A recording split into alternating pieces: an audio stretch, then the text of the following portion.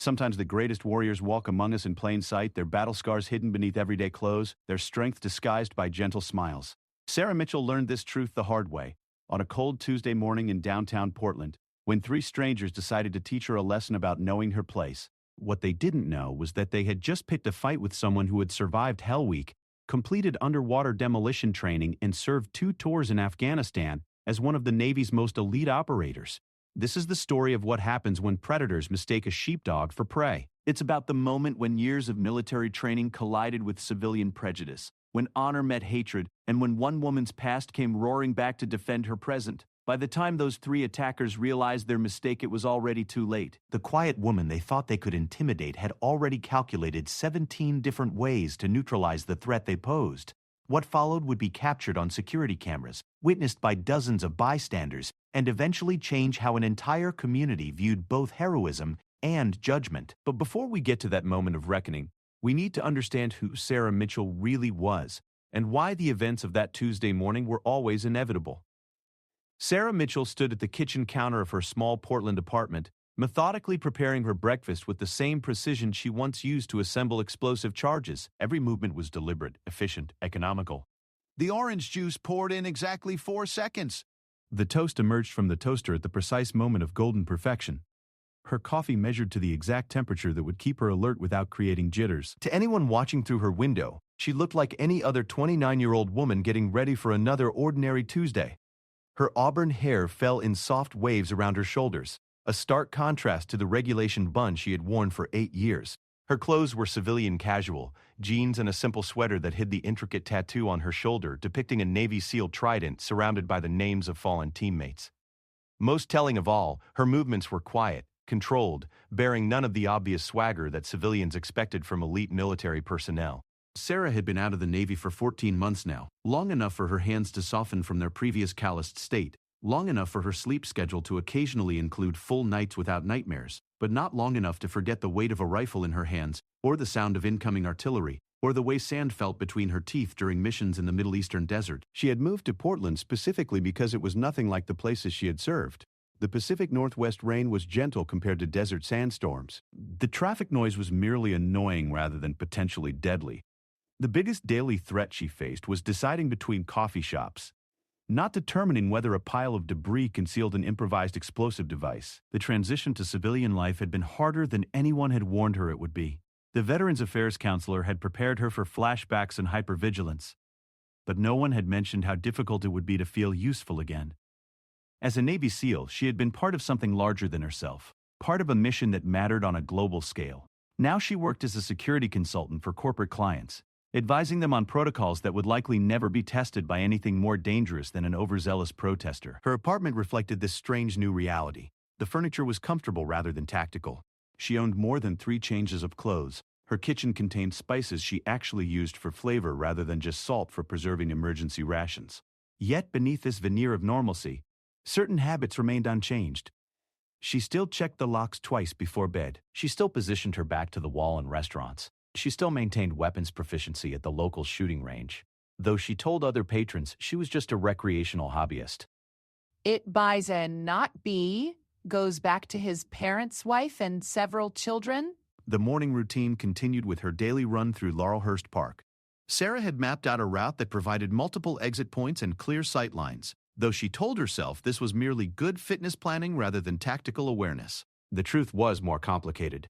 Part of her missed the constant edge that came with operating in hostile territory. Civilian life felt sometimes like wearing clothes that were several sizes too large, everything loose and ill-fitting where she had grown accustomed to precision. During her run, she passed other early morning exercisers, joggers listening to podcasts, dog walkers checking their phones, cyclists focused on their speed metrics. None of them moved with the purposeful awareness that had kept her alive through 47 combat missions. None of them scanned their environment for potential threats or maintained situational awareness of everyone within a 50-meter radius. What does it mean to be a business? It's not that day at all. Sometimes she envied their oblivious contentment, the luxury of existing without constantly calculating threat assessments. After her run, Sarah showered and dressed for work with the same methodical approach she applied to everything else. Her consulting firm was located downtown, occupying 3 floors of a modern office building, where her biggest daily challenge was convincing executives that cybersecurity required more than just strong passwords. She had discovered that corporate America was surprisingly similar to the military in some ways. Everyone followed strict hierarchies, adhered to incomprehensible acronyms, and spent enormous amounts of time in meetings that accomplished very little. But the work felt hollow compared to her previous career. In the Navy, her expertise had prevented terrorist attacks and saved lives. Now she wrote reports about firewall configurations and attended seminars on data encryption. Her colleagues respected her knowledge and appreciated her thoroughness, but none of them understood the depth of experience that informed her recommendations. They saw her as a former military officer who had transitioned successfully into the private sector, not as someone who had once eliminated high-value targets behind enemy lines. The disconnect was particularly acute during client presentations. Wait a minute anymore. Go white again. Bring this project together. Corporate executives would nod politely as she explained security vulnerabilities, treating cyber threats as abstract possibilities rather than immediate dangers. They had never experienced the way danger felt when it was real and imminent, the way your heartbeat changed when survival depended on split-second decisions. Their version of risk management involved insurance policies and legal disclaimers, not life-or-death tactical choices. Sarah had tried various approaches to filling the void left by her military service. She volunteered at the local Veterans Center, helping other former service members navigate civilian life. She participated in charity runs that raised money for military families. She even briefly considered joining the police force, but ultimately decided that law enforcement carried many of the same frustrations as her current work: too much bureaucracy, too little direct impact. What she missed most was the clarity of purpose that had defined her military career. Every mission had clear objectives, specific targets, measurable outcomes. Success meant neutralizing threats and protecting innocent people. Failure could mean American lives lost and national security compromised. The stakes had been real and immediate, stripped of the ambiguity that seemed to define everything in civilian life. Her SEAL training had taught her to thrive under pressure, to perform at peak efficiency when everything was on the line. But civilian life offered few opportunities for that kind of high-stakes performance. Most of the time, she felt like a race car driver stuck in city traffic, capable of extraordinary speed but limited to the same crawling pace as everyone else around her. The irony was not lost on her that she had spent years fighting to defend a way of life that she now found insufficiently challenging. American freedom and security were precious precisely because they allowed people to live without constant vigilance, to focus on mundane concerns rather than survival. She had helped preserve a society where the biggest daily stresses involved commute times and coffee preferences, rather than incoming mortar rounds. Yet sometimes, in quiet moments, she found herself missing the intensity of combat. Not the violence or the danger, but the absolute focus it required. The way it stripped away all non-essential concerns and reduced existence to its most fundamental elements. Everything had been simpler when the choice was between mission success and mission failure, between coming home alive or not coming home at all. Her teammates had warned her about this feeling during their final deployment. The senior chief had told her that the hardest part of leaving the teams was not the loss of camaraderie or the reduction in adrenaline, but the absence of clear purpose.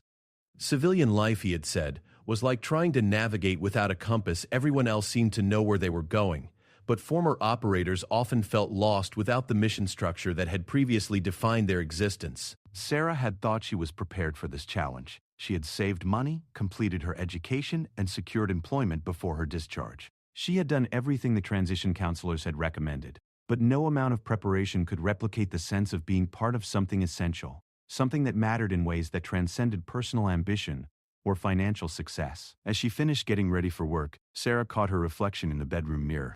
She looked like any other young professional preparing for another day at the office. Her appearance revealed nothing about her past, nothing about the training that had pushed her beyond normal human limits, nothing about the operations she had completed in countries that most Americans could not locate on a map. This anonymity was both liberating and frustrating. She could reinvent herself completely, craft whatever civilian identity felt most comfortable. But she also felt like she was hiding the most important parts of herself, the experiences and skills that had defined her for nearly a decade. It was like being fluent in a language that no one else spoke, possessing knowledge that had no practical application in her current environment.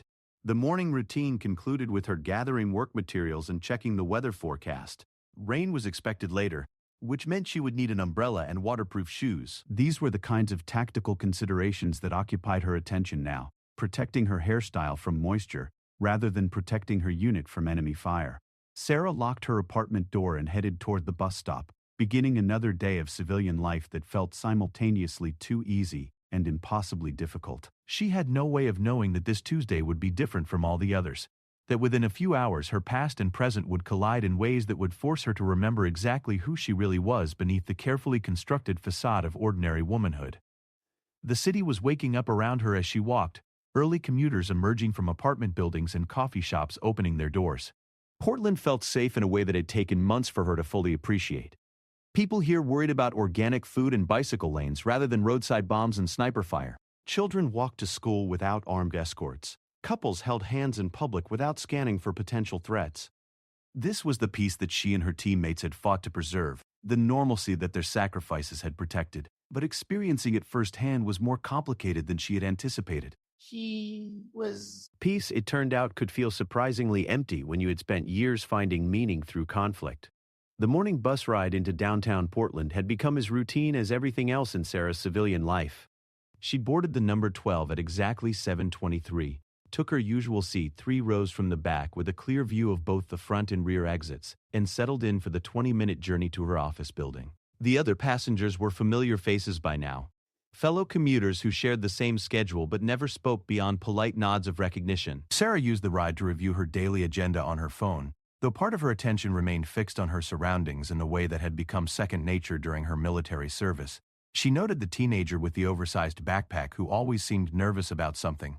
Probably just school anxiety rather than anything sinister. She observed the businessman who constantly checked his watch and muttered to himself, likely stressed about an important meeting rather than plotting anything dangerous. Her threat assessment skills had been finely tuned for detecting actual enemies, but in civilian life they mostly identified people dealing with ordinary problems. The bus made its usual stops, picking up the regular mix of office workers, students, and service industry employees heading to their various destinations. Sarah watched them with the detached interest of someone who had spent years studying human behavior in much more dangerous contexts. These people worried about being late for work or forgetting their lunch money, concerns that seemed almost quaint compared to the life-and-death decisions that had once filled her days. At the third stop, 3 men boarded the bus together, their entrance immediately catching Sarah's attention in ways that had nothing to do with conscious thought. Her brain processed their body language, their positioning relative to other passengers, the way they moved through the aisle with an aggressiveness that set them apart from typical morning commuters. They were loud, taking up more space than necessary, making comments to each other that were clearly intended to be overheard by everyone around them. The largest of the 3 was probably in his mid-30s, heavily built, with arms covered in tattoos that Sarah's trained eye immediately categorized as prison work rather than professional artistry. His companions were younger, maybe early 20s, but they carried themselves with the same swagger that suggested they were used to intimidating people through physical presence rather than actual capability. They chose seats near the middle of the bus, spreading out in a way that forced other passengers to navigate around them. Sarah's assessment was automatic and instantaneous. These men were looking for trouble, probably not the kind of organized threat she had been trained to neutralize, but the sort of random violence that made civilian life unpredictable, in different ways than military combat. In a war zone, you knew who the enemies were and why they wanted to kill you. On city buses, threats came from people with unknown motivations and unpredictable triggers. The conversation between the 3 men grew louder as the bus continued its route. They were discussing someone they had encountered the previous weekend, describing in graphic detail what they had done to teach this person a lesson about respect. Their language was crude and violent, filled with racial slurs and misogynistic comments that made several other passengers shift uncomfortably in their seats. The bus driver glanced repeatedly in the rearview mirror but seemed reluctant to intervene. Sarah found herself automatically cataloging potential responses if the situation escalated. The bus had emergency exits and windows that could be broken if necessary. The other passengers included several who appeared physically capable of defending themselves, though none showed signs of military or law enforcement training. The 3 troublemakers were positioned poorly for controlling the entire vehicle, suggesting they were more interested in intimidation than actual strategic advantage. But her analysis was interrupted by a more immediate concern. An elderly woman sitting 2 rows ahead of the 3 men was clearly distressed by their conversation. She was probably in her 70s, small and frail-looking, clutching her purse with white knuckles, and glancing nervously toward the front of the bus, as if calculating whether she could reach the driver before something bad happened. The men seemed to notice her discomfort and began directing some of their comments in her direction. The largest man leaned forward and asked the elderly woman if she had a problem with their conversation. His tone was mock polite, the kind of false courtesy that barely concealed a threat. The woman shook her head quickly and turned toward the window, trying to make herself invisible. But her reaction only encouraged the three men, who began making increasingly aggressive comments about old people who did not understand how the real world worked. I was the book of the 9. The 26th% of my work paid for him. Sarah felt her military training stirring beneath the surface of her civilian facade. She had sworn an oath to protect innocent people, and that obligation had not expired with her discharge papers. The elderly woman was clearly vulnerable and frightened, facing a threat that she had no ability to handle on her own. The other passengers were either oblivious to the developing situation or too intimidated to intervene. However, Sarah also understood the complexities of civilian intervention.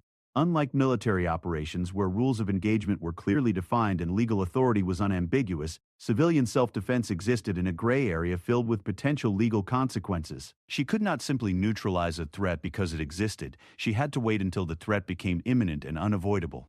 The three men continued escalating their harassment of the elderly woman, moving from verbal intimidation to more direct confrontation. The largest man got up from his seat and walked over to where she was sitting, positioning himself in a way that blocked her path to the front of the bus. He began asking her personal questions about where she lived and whether she had family who would miss her if something happened. The bus driver finally noticed what was happening and called back that everyone needed to remain seated and keep their voices down. But his intervention was weak and ineffective, more of a suggestion than a command. The three men laughed at him and made crude comments about his authority. It became clear that they had no intention of backing down from their intimidation campaign.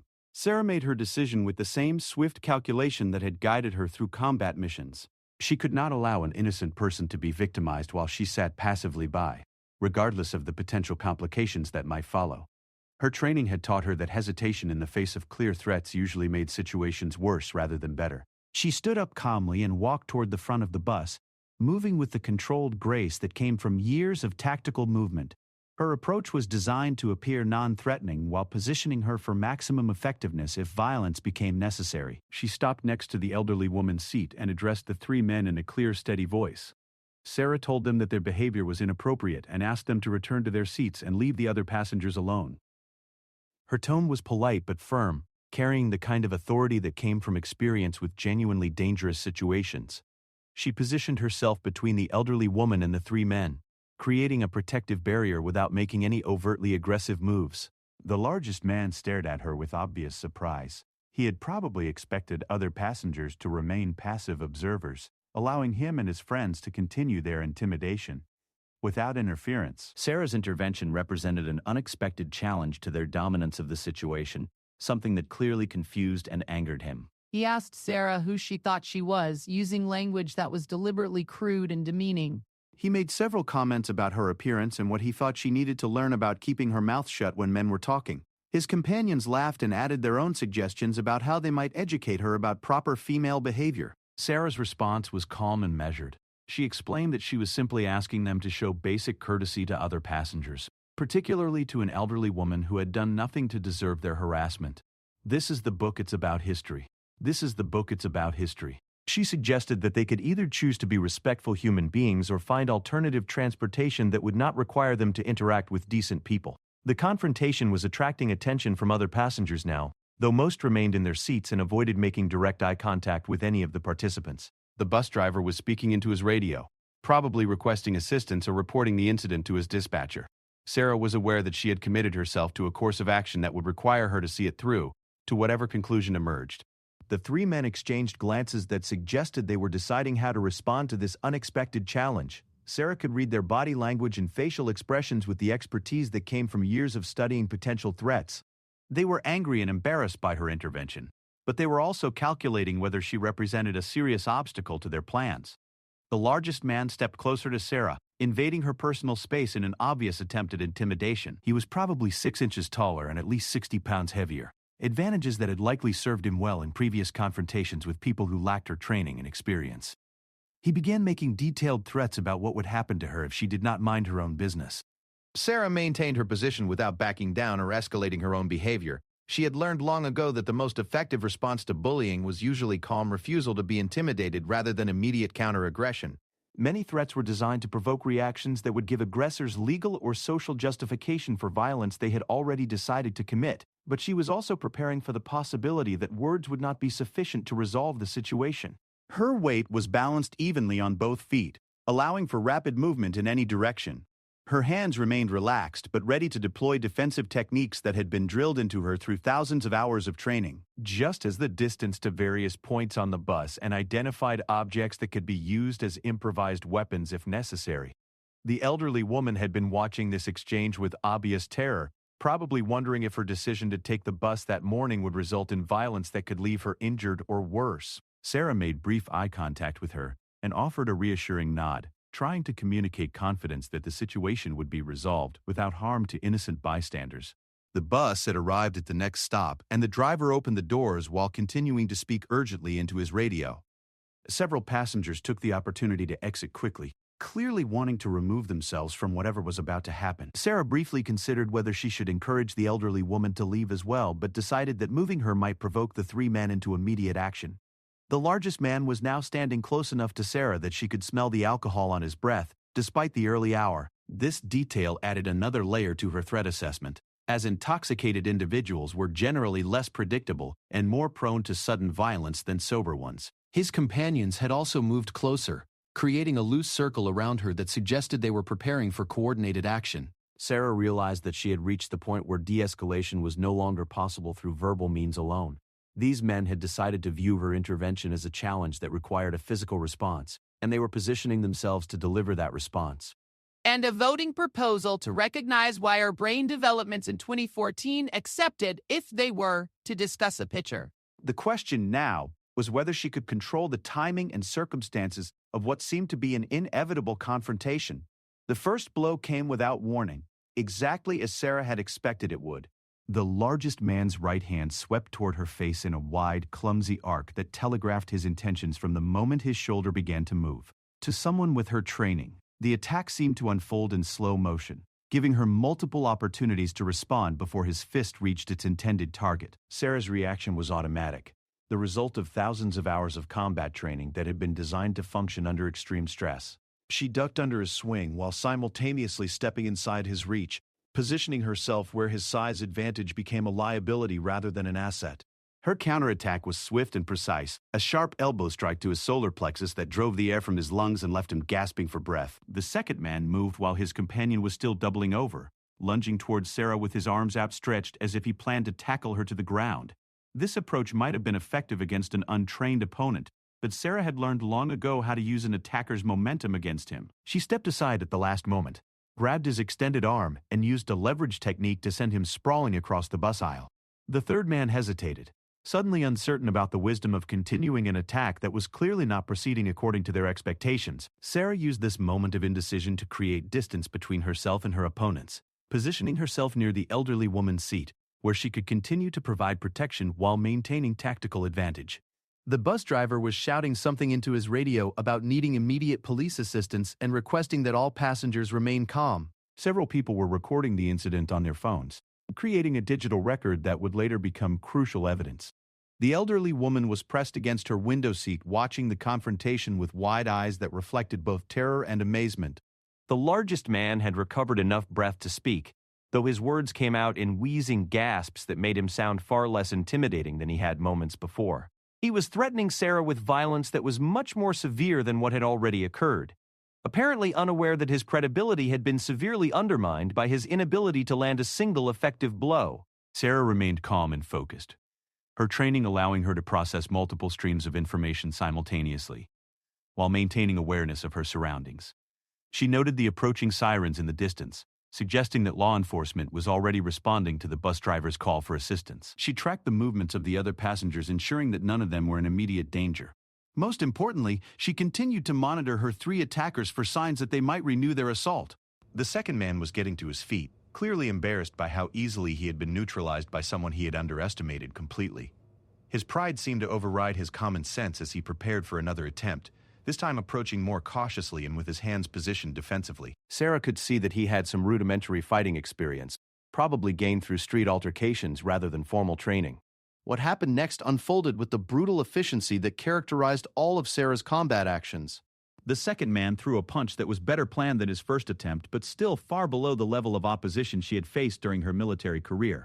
She deflected his strike with her forearm while delivering a knee to his midsection that lifted him off his feet and sent him crashing into the metal pole that ran along the center of the bus aisle.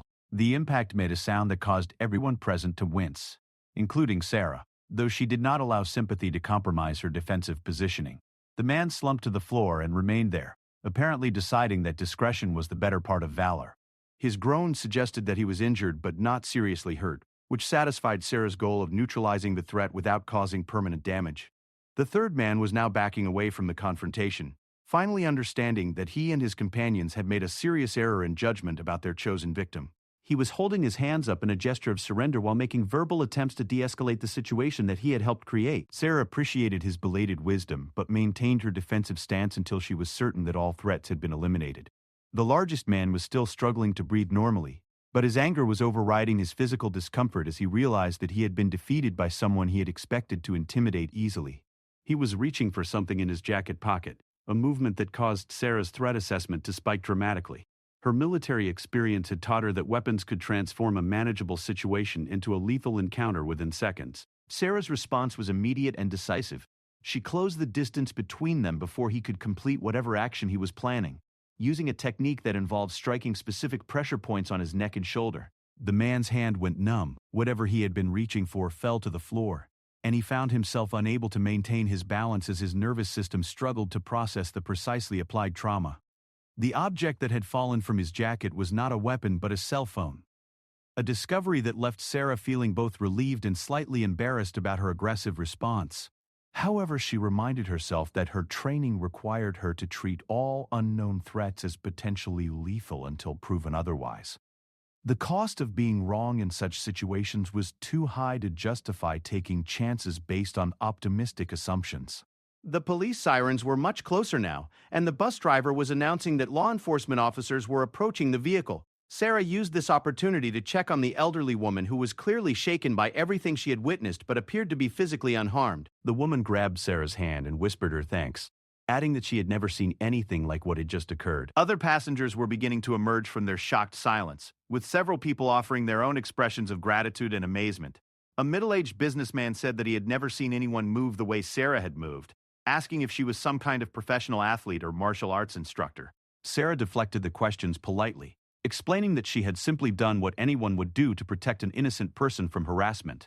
The three attackers were in various states of disarray, with the largest man still struggling to regain full control of his motor functions, the second man clutching his ribs where her knee had connected, and the third man trying to blend into the background while hoping that everyone would forget his participation in the incident. None of them appeared to require medical attention, though they would all be feeling the effects of the encounter for several days. Police officers boarded the bus with the careful movements of people who had been told to expect a violent situation but were not certain what they would find. So that they are doing this observing thing as well, so that... They immediately began separating the participants and witnesses, taking statements from everyone present, while paramedics checked the condition of the three men who had initiated the confrontation. The lead officer approached Sarah with obvious curiosity about how such a small woman had managed to handle three larger attackers so effectively. Sarah provided a factual account of what had occurred, emphasizing that she had only used force to defend herself and the elderly woman after verbal de-escalation had failed. She explained that the three men had been harassing other passengers and had escalated to physical assault when she asked them to stop. Her description was precise and unemotional, delivered in the kind of objective tone that law enforcement officers appreciated. The officer asked about her background, noting that her defensive techniques suggested professional training of some kind. Sarah acknowledged that she had military experience, but did not elaborate on the specific nature of her service. She provided her identification and contact information while maintaining the same cooperative but reserved demeanor that she had learned to adopt when dealing with official inquiries. Witness statements corroborated Sarah's version of events completely, with multiple passengers confirming that the three men had been acting aggressively and that Sarah had only responded after they had initiated physical violence. The elderly woman was particularly emphatic in describing how Sarah had positioned herself protectively and had tried to resolve the situation peacefully before resorting to defensive action.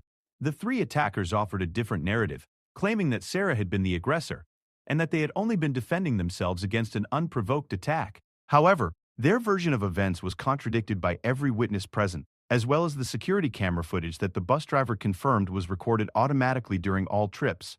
The lead police officer seemed skeptical of their claims from the beginning. As the investigation continued, more details emerged about the three men's backgrounds and motivations. They had been drinking since early morning, despite the fact that it was barely past 8 o'clock. They had outstanding warrants for various minor offenses and lengthy records of similar incidents involving harassment and assault.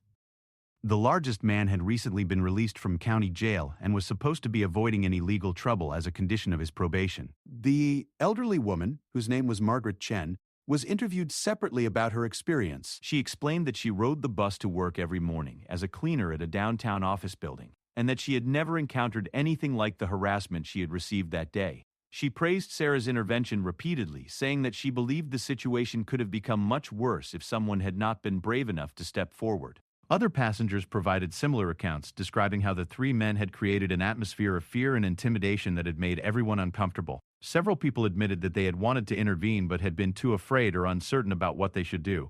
They expressed admiration for Sarah's willingness to act when others had remained passive. The bus security footage confirmed every detail of the witness statements, showing clearly that Sarah had attempted peaceful resolution before being forced to defend herself. The video captured the precision and effectiveness of her defensive techniques, as well as the obvious surprise of her attackers, when they realized that their intended victim was not as helpless as they had assumed. As the police completed their investigation, it became clear that Sarah would not face any charges related to the incident. The three men, however, would be arrested on multiple charges, including assault, harassment, public intoxication, and violation of probation terms. The lead officer commended Sarah for her restraint and effectiveness, noting that she had neutralized a dangerous situation while minimizing harm to all involved parties. News reporters had arrived on the scene, attracted by police radio reports of a violent incident on public transportation. They were particularly interested in the story of a woman who had single-handedly defeated 3 male attackers, though Sarah declined all requests for interviews. She provided only a brief statement emphasizing that anyone in her position would have done the same thing to protect an innocent person from harm. The bus was eventually cleared for service, though most of the original passengers chose to wait for the next vehicle rather than continue their interrupted journey. Sarah helped Margaret Chen gather her belongings and offered to escort her to work, but the elderly woman insisted that she was fine and grateful for everything that had already been done on her behalf. Sarah arrived at her office building 45 minutes later than usual, her morning routine disrupted by police statements and witness interviews. She had expected to slip quietly back into her civilian life, to file the bus incident away as an unfortunate but manageable interruption to her carefully constructed normal existence. What she found instead was that word of the confrontation had already spread through social media faster than she could have imagined possible. The security guard in the lobby greeted her with obvious excitement, explaining that someone had posted cell phone footage of the fight online and that it was already being shared thousands of times across various platforms. He showed her his phone screen where a shaky video captured her neutralizing the 3 attackers with what viewers were describing as incredible skill and precision. The footage had been uploaded with a caption asking if anyone knew who the mystery woman was and speculating about her possible background. Sarah watched the video with growing unease, seeing herself through the eyes of people who had no context for understanding what they were witnessing. To them, she was simply an ordinary-looking woman who had displayed extraordinary fighting abilities under pressure. The comments ranged from admiration to skepticism, with many users debating whether the incident was real or somehow staged for entertainment purposes. Her coworkers gathered around her desk as she tried to settle into her normal workday routine, all of them eager to hear her account of what had happened.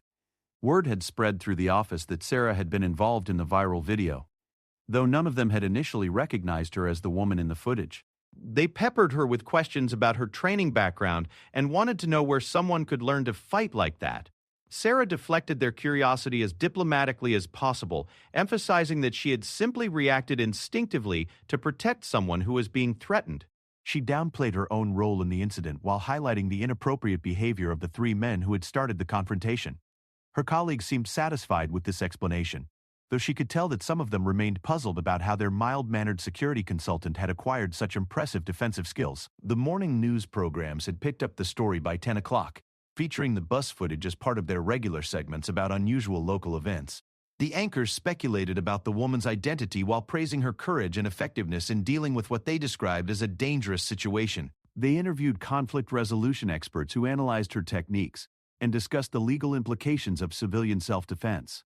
Sarah's phone began ringing with calls from reporters who had somehow obtained her contact information, probably through police sources or witness statements. She declined all interview requests, politely but firmly, explaining that she preferred to keep her personal life private. However, she could sense that her anonymity was rapidly disappearing as more people became interested in learning about the mystery woman from the viral video. By noon, the story had been picked up by national news outlets, with several websites featuring detailed frame-by-frame analysis of Sarah's fighting techniques. Military and law enforcement experts were being quoted about the level of training required to perform such precise defensive movements under pressure. Some commentators were speculating that she must have professional combat experience, though none had yet identified her specific background. Sarah's supervisor called her into his office to discuss the situation, expressing concern about how the publicity might affect their corporate clients. He was not critical of her actions, which he acknowledged had been both necessary and heroic, but he worried that the attention might create complications for their business relationships. Some clients preferred security consultants who maintained low profiles rather than those who appeared in viral videos demonstrating combat skills. The conversation was interrupted by a phone call from a reporter at a major news network who had somehow learned Sarah's name and employment details. The journalist was requesting an exclusive interview about her military background, which suggested that someone had already identified her as a former Navy SEAL. Sarah realized that her carefully maintained civilian persona was crumbling rapidly as investigative reporters dug into her past. She spent her lunch break at a nearby coffee shop, trying to process how dramatically her life had changed in less than 24 hours. The other customers seemed to be watching her with recognition, though no one approached her directly. She overheard conversations about the bus incident and found herself being described as everything from a secret government agent to a professional bodyguard working undercover. The afternoon brought even more intensive media attention, with reporters stationed outside her office building and apartment complex. Social media users had begun analyzing every available piece of information about her background, creating detailed profiles that included her military service record, her current employment, and even her home address. The level of scrutiny felt overwhelming after months of anonymous civilian life. Sarah's former teammates began reaching out to her through secure communication channels, expressing both concern and amusement about her sudden fame. They shared screenshots of social media posts where users were debating whether her techniques matched those taught to special operations personnel. Several of her old instructors had been contacted by reporters asking for confirmation about her SEAL training, though they had properly refused to comment. The three men who had attacked her were also receiving media attention, though of a very different kind. Their arrest photos and criminal histories were being circulated online, along with details about their previous encounters with law enforcement. Public opinion was overwhelmingly supportive of Sarah's actions and critical of their behavior, with many commenters expressing satisfaction that they had chosen the wrong target for their intimidation tactics. Margaret Chen, the elderly woman Sarah had protected, was interviewed by several news outlets and proved to be an articulate and compelling witness. She described in detail how frightened she had been during the harassment and how grateful she remained for Sarah's intervention. Her emotional testimony helped reinforce the narrative that Sarah had been acting to protect an innocent victim rather than seeking confrontation. The bus driver also provided interviews praising Sarah's restraint and effectiveness in handling a volatile situation. He explained that he had been dealing with similar incidents for years, but had never seen anyone manage such a dangerous confrontation with so little collateral damage. His professional assessment carried significant weight with audiences who understood the challenges of maintaining safety on public transportation. Legal experts weighed in on the incident, with most concluding that Sarah's actions fell clearly within the boundaries of justifiable self-defense and defense of others. They noted that she had used minimal necessary force to neutralize legitimate threats, while avoiding any actions that could be considered excessive or retaliatory. The video evidence supported her version of events completely, making prosecution highly unlikely. By evening, Sarah's story had been featured on major news programs across the country, with commentators using her example to discuss broader issues about public safety, military service, and civilian self-defense rights. She was being described as a role model for veterans transitioning to civilian life and as an example of how proper training could enable ordinary citizens to respond effectively to criminal behavior. The attention was both gratifying and exhausting for Sarah, who had spent months trying to blend into civilian society without drawing attention to her unusual background. She appreciated the support and recognition she was receiving, but she also mourned the loss of the anonymity that had allowed her to reinvent herself away from her military identity. Her apartment building was surrounded by reporters when she returned home, forcing her to enter through a service entrance to avoid the media crowd gathered in the lobby. She spent the evening fielding calls from friends, family members, former colleagues, and media representatives, all wanting to discuss the viral video and its implications for her future. The most meaningful contact came from other veterans who had seen the coverage and wanted to express their pride in how she had represented their community. Several former service members shared their own stories about struggling with the transition to civilian life and finding ways to use their military skills constructively. Sarah realized that her accidental fame might provide opportunities to help other veterans navigate similar challenges. Late that night, Sarah sat in her apartment reviewing the day's events and trying to understand how a routine bus ride had transformed her quiet civilian existence into a national news story. She had spent over a year carefully constructing a new identity that would allow her to move beyond her military past, only to find that past thrust back into the spotlight in the most public way possible. The irony was not lost on her that she had become famous for doing exactly what her military training had prepared her to do: protect innocent people from harm while using minimal necessary force.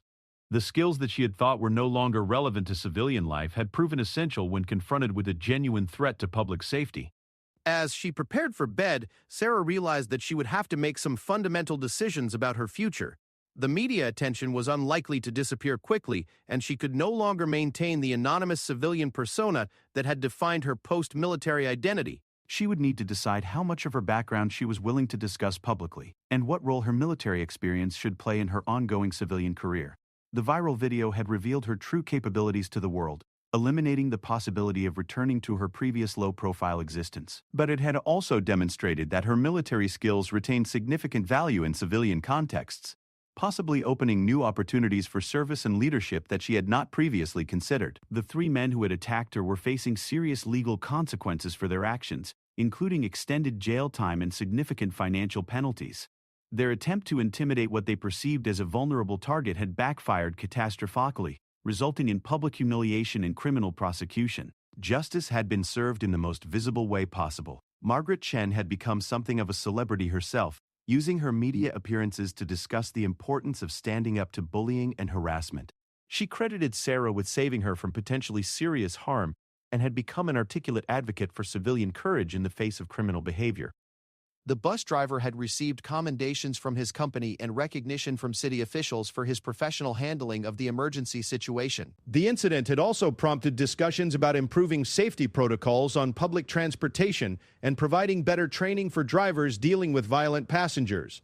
Sarah's office had been flooded with inquiries from potential clients who were impressed by the demonstration of her capabilities and wanted to hire her for personal security consulting. Her supervisor was reconsidering his initial concerns about the publicity, recognizing that her newfound fame might actually be good for business rather than a liability. As she finally drifted off to sleep, Sarah reflected on the unexpected ways that life could change in a single moment. She had boarded the bus that morning as an anonymous former soldier trying to build a quiet civilian life. She was ending the day as a nationally recognized figure whose story was inspiring discussions about courage, service, and the ongoing value of military training in civilian society.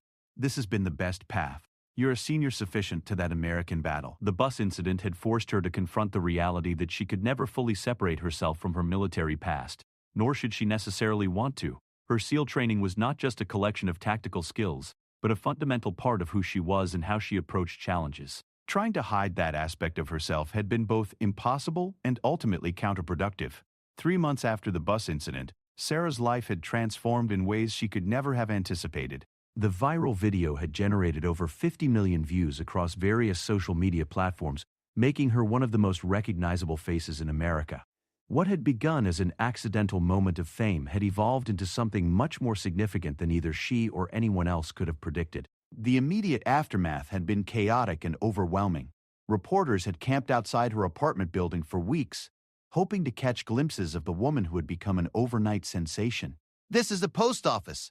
You're something local to the tire community." Talk show hosts competed to book her for interviews, offering increasingly substantial fees for exclusive access to her story. Publishers approached her with book deal proposals, while Hollywood agents suggested movie rights negotiations. Sarah had initially resisted most of these opportunities, preferring to let the media attention fade naturally rather than capitalizing on her unexpected fame. She gave a few carefully selected interviews to responsible journalists who focused on the broader issues raised by the incident rather than exploiting her story for entertainment value. Her approach was measured and thoughtful, consistent with the discipline that had defined her military career. However, the sustained public interest convinced her that she had an opportunity to accomplish something meaningful with the platform she had been given. The thousands of messages she received from fellow veterans, active duty service members, and civilians dealing with similar challenges helped her understand that her story resonated with people facing their own struggles with purpose and identity. She decided to establish a nonprofit organization dedicated to helping veterans transition to civilian life while finding ways to use their military skills constructively in their new communities. The foundation would provide counseling services, job placement assistance, and training programs that leveraged the unique capabilities developed through military service. Sarah named it the Quiet Professionals Foundation, honoring the SEAL motto while emphasizing the value of humble service. The organization's launch attracted significant media attention and substantial financial support from corporate sponsors impressed by Sarah's story and credentials. Major companies competed to partner with the foundation, recognizing both the marketing value of the association and the genuine social benefit of the programs being developed. Within 6 months, the foundation had raised over $2 million and established chapters in 12 cities. Sarah's role as the foundation's executive director required her to develop skills that complemented her military training in unexpected ways. She learned to navigate the complex world of nonprofit management, fundraising, and public relations, while maintaining the operational focus that had made her effective as a SEAL. Her approach combined military efficiency with civilian relationship building in ways that proved remarkably successful. The 3 men who had attacked her on the bus had been sentenced to substantial jail time and community service requirements that would keep them occupied for years to come. Their legal troubles had been compounded by the public nature of their humiliation, making them unwilling symbols of the consequences that awaited those who targeted innocent people. None of them had shown any genuine remorse for their actions, but their punishment served as a deterrent to others considering similar behavior. Margaret Chen had become a close friend and frequent collaborator, using her own experience to help the foundation develop programs for protecting vulnerable community members. Her perspective as an elderly immigrant woman provided insights that complemented Sarah's military background, creating a more comprehensive approach to public safety and community support. Using co-creating a national management data for development, the unlikely friendship between the 2 women had become one of the most positive outcomes of the original incident.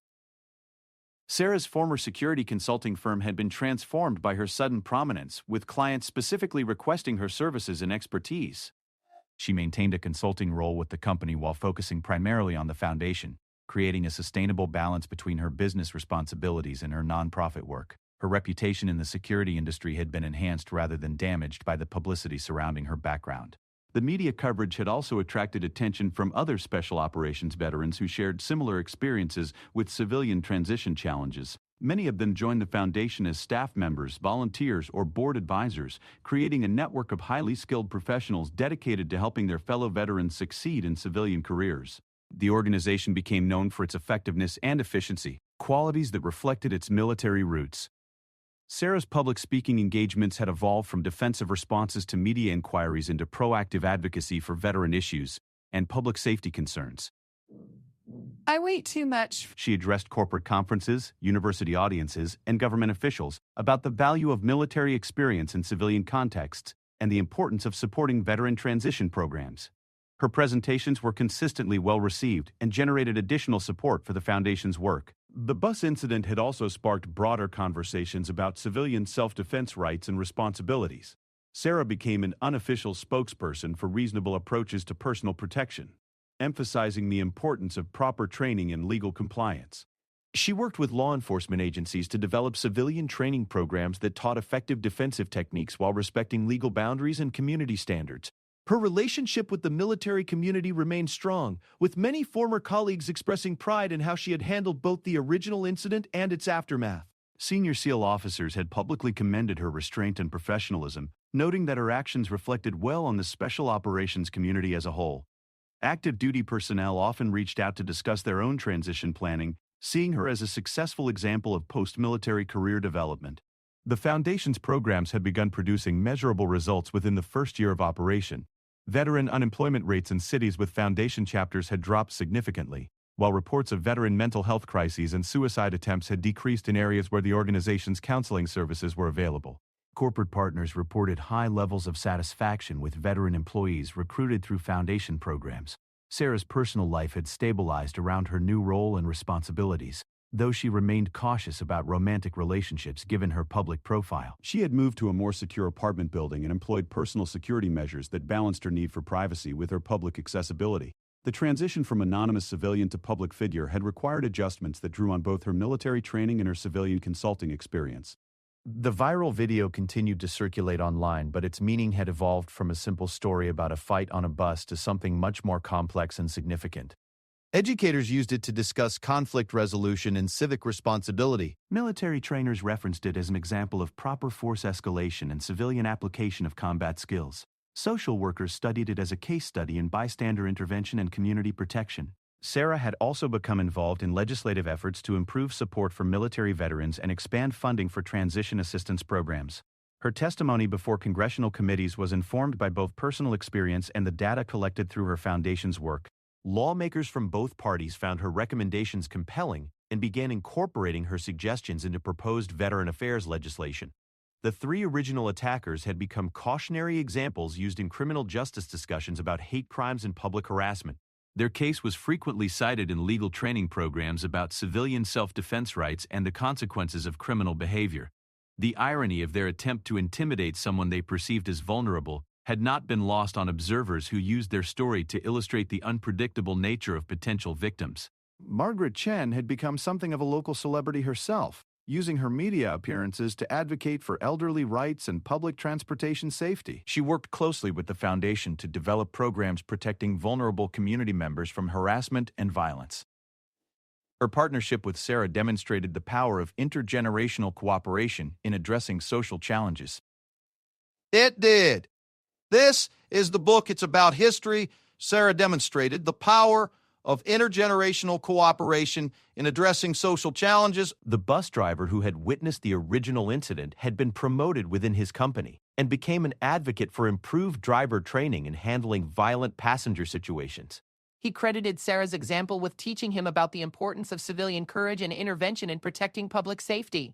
His company had implemented new protocols based partly on lessons learned from the incident. 2 years after the bus confrontation, Sarah received an invitation to speak at the Naval Academy graduation ceremony, addressing the newest class of officers about the ongoing relevance of their training in civilian life. Her presentation emphasized that military service was not an end in itself, but preparation for a lifetime of continued service to community and country. The speech was widely shared among military communities and became a recruiting tool for the Foundation's programs. The Quiet Professionals Foundation had expanded to 37 cities and helped place over 3,000 veterans in meaningful civilian careers.